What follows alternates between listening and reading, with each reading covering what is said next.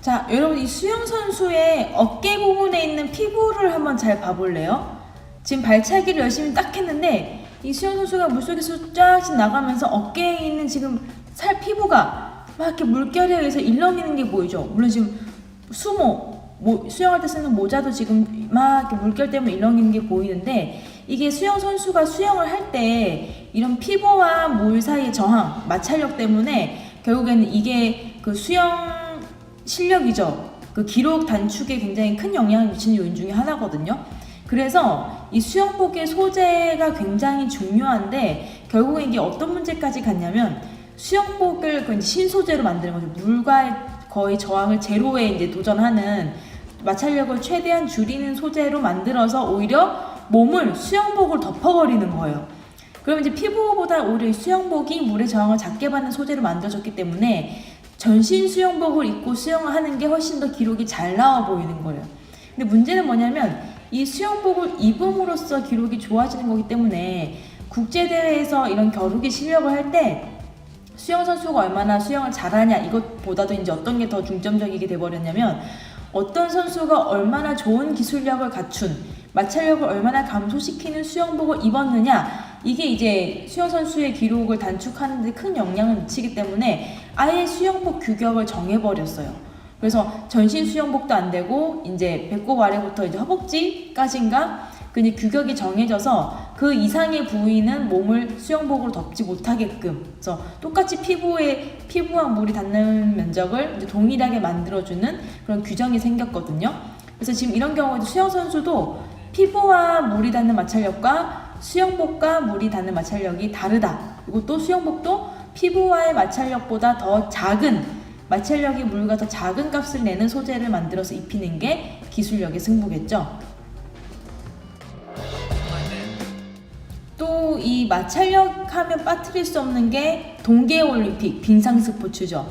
눈 위에서 하는 스키, 썰매, 그 다음에 보드, 그리고 봅슬레이, 그리고 빙판 위에서 하는 하키, 아이스하키, 그 다음에 피겨 스케이팅, 스피드 스케이팅 이런 것들 굉장히 이제 많은 종목이 또 동계올림픽이 있는데 이렇게 눈 위에 혹은 빙판 위에서 하는 이런 종목들도 마찰력이 굉장히 중요한 승부 요인이 되겠습니다.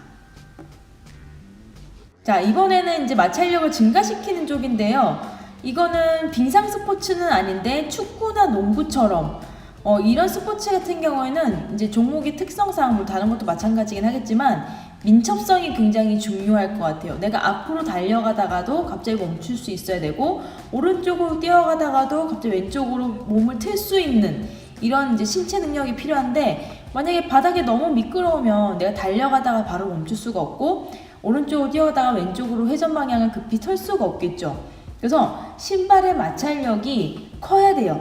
일반 운동화보다 그 바닥과의 마찰력이 커야 되기 때문에 축구화 같은 경우에 굉장히 바닥 모양이 울퉁불퉁한 그런 모습을 볼 수 있고 농구화도 역시나 일반 운동화와 다르게 그 코트에서 미끄러지지 않는 그런 소재와 구조로 바닥이 만들어져 있습니다. 자, 지금까지 본 예시들은 마찰력을 증가시키거나 감소시키는 어느 한쪽의 예시인데요. 지금 소개하는 스포츠는 이 두 가지가 모두 다 들어있는 거예요.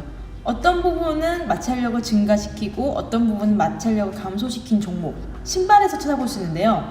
첫 번째는 볼링화입니다. 혹시 친구들 중에 볼링장에 따라가 보거나 볼링을 쳐본 친구 있을지 모르겠는데요. 우리가 볼링장에서 일반적으로 신게 되는 그 볼링장에서 대여해주는 신발 같은 경우에는 오른쪽 발과 왼쪽 발, 양쪽 발 신발이 다르지 않아요. 똑같은 이제 소재의 바닥을 가지고 있는 신발인데 실제로 그 프로 선수들 있죠. 볼링 선수들이 신는 프로 볼링화는 밑창이 서로 오른발과 왼발이 다릅니다. 이게 이제 오른발잡이냐 왼발잡이냐에 따라 다를 텐데요. 그 볼링을 칠 때 포즈를 생각을 해보면 앞으로 몇 발자국 걸어가다가 한쪽 발을 쭉 끌면서 이렇게 볼을 던지게 되는데 그때 한번 장면을 봐볼게요.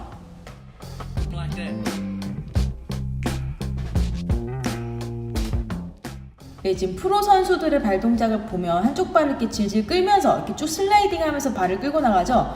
이때 신발의 밑창을 보면 양쪽 발바닥의 색깔이 달라요. 그렇죠? 지금 빨간색이 붙어있는 왼발과 붙어있지 않은 오른발, 이게 보이는 게 양쪽 발의 지금 밑창이 다르다는 거거든요.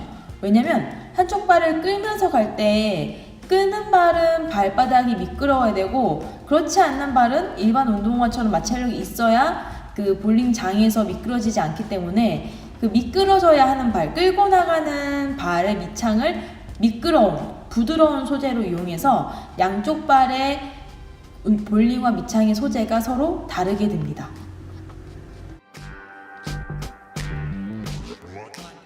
네, 마찬가지로 끄는 발과 끌지 않는 발이 있는 스포츠 종목, 바로 빙판 위에서는 컬링이 있습니다. 네, 컬링에서도 지금 보면 마치 스케이트를 타듯이 얼음 위를 미끄러지는 발이 있고요. 나머지 한 발은 디딤발이 미끄러질 수 있게끔 계속 이렇게 밀어주는 그런 역할을 하는 발이 있죠. 이렇다는 얘기는 한쪽 발은 얼음판에서 미끄러질 정도로 미끄러운 바닥의 소재를 가지고 있어야 하고, 반대발은 얼음에서 미끄러지지 않는, 왜냐면 발을 이렇게 밀어줘야 되니까 얼음에서 미끄러지지 않는 소재의 밑창을 가진 신발이어야 이 컬링 선수들이 미끄러지듯이 잘 컬링 볼을 따라서 갈 수 있겠죠.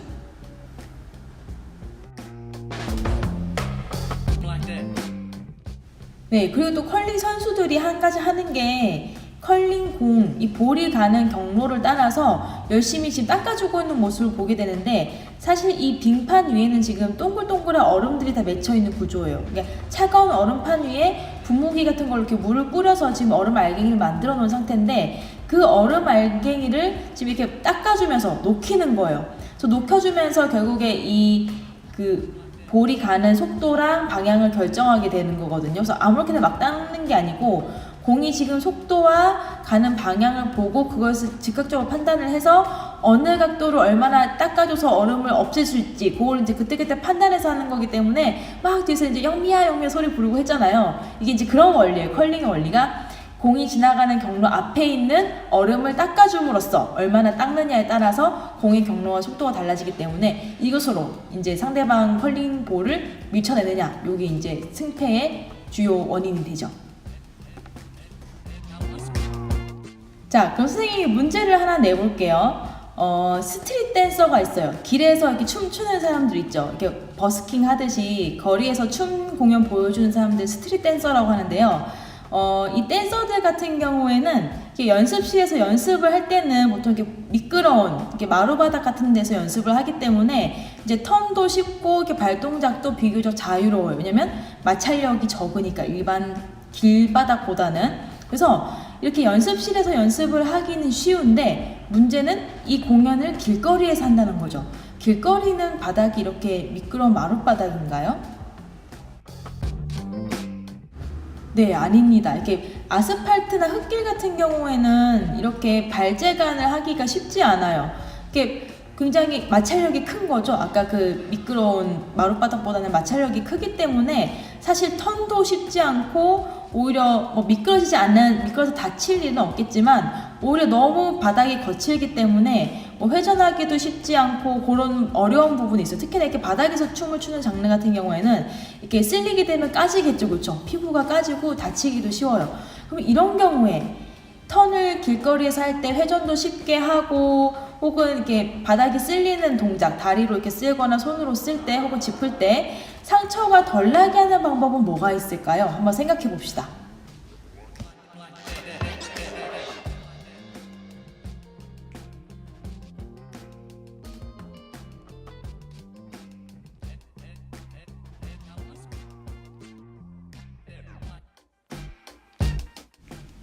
자, 여러분들이 길거리에서 댄스 공연을 한다고 가정하고 한번 생각해 보셨나요? 어떤 해결 방법이 있을지? 일단 선생님은 3가지 정도 방법을 생각을 해봤는데요. 첫 번째, 공연할 때 바닥에 장판을 깐다. 네, 장판도 조금 이렇게 많이 폭신폭신하지 않아서 그 동작을 할 때 불편함은 없으면서도 이렇게 적당하게 미끄럽기 때문에 회전을 하거나 이럴 때도 불편하지 않고, 혹은 이렇게 손으로 짚는 동작, 다리로 이렇게 쓰는 동작을 해도 피부가 까지거나 다치지 않을 것 같아요. 그 다음에 두 번째는 어떤 방법이 있을까요? 만약에 까는 게 여의치 않다던가, 혹은 굳이 이렇게 바닥을 짚거나 하는 거 없이 나는 회전 동작만 하고 싶다. 이런 경우에는 선생님 아까 그 볼링화처럼 고안을 해볼 것 같아요. 어쨌든 보통 우리 회전을 할 때, 춤 동작에서 회전할 때 앞꿈치를 이용해서 보통은 돌잖아요. 그러면 앞꿈치 부분만 미끄럽게 해주면 되겠죠.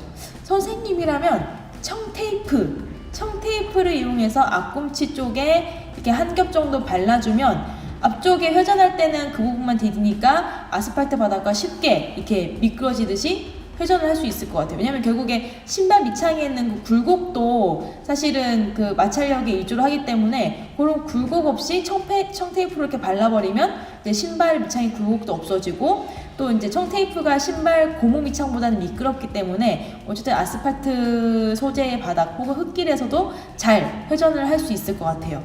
그 다음에 세 번째는 뭐가 있을까요? 세 번째는 연습이죠. 네. 아스팔트 길바닥 위에서도 마치 내가 이런 마룻바닥 플로어에서 춤을 추듯이 회전을 할 수 있게끔 회전 실력을 갈고 닦는 방법밖에 없지 않을까. 네, 선생님은 이렇게 생각을 했는데 또 여러분들은 어떤 아이디어가 있는지 이렇게 해서 궁금하네요. 마찰력에 대한 예시와 정의에 대해서 살펴봤습니다.